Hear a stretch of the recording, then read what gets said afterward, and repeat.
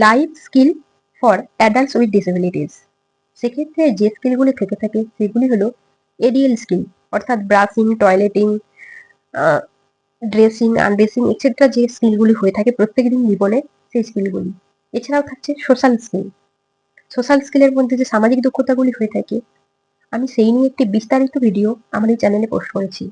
আপনারা যারা দেখেননি, ডেসক্রিপশন বক্সে আমি লিঙ্ক দিয়ে রাখবো, আপনারা গিয়ে দেখে আসতে পারেন। ভিডিওটি খুবই উপকারী হবে।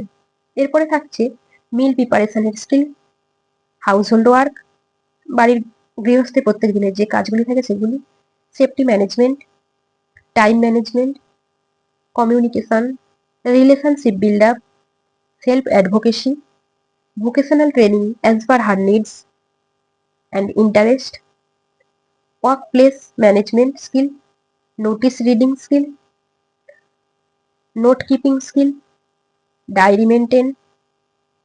এছাড়াও থাকছে money saving, hobbies maintain with passion and interest, recreational skill with music, drama, dance, talk, আড্ডা ইত্যাদি, recreation with creativity, community involvement, travel and transport activity, medicine management with safety technique, emergency situation management, first aid apply, self care. এই সমস্ত life স্কিলগুলি একজন adult with disability ব্যক্তির শেখা উচিত।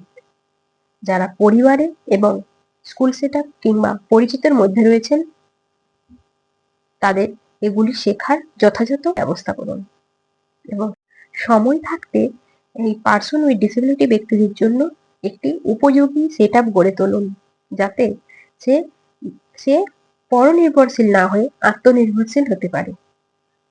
আশা করছি এই অল্প সময়ের মধ্যে আমি সমস্ত স্কিলগুলো তুলে ধরতে পেরেছি।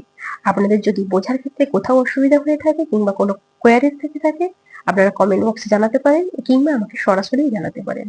আর যারা আমার কাছ থেকে পরামর্শ নিতে চাইছেন, তারা অফলাইন কিংবা অনলাইনেও পরামর্শ নিতে পারেন। নিচে দেওয়া নাম্বারে যোগাযোগ করুন। ধন্যবাদ।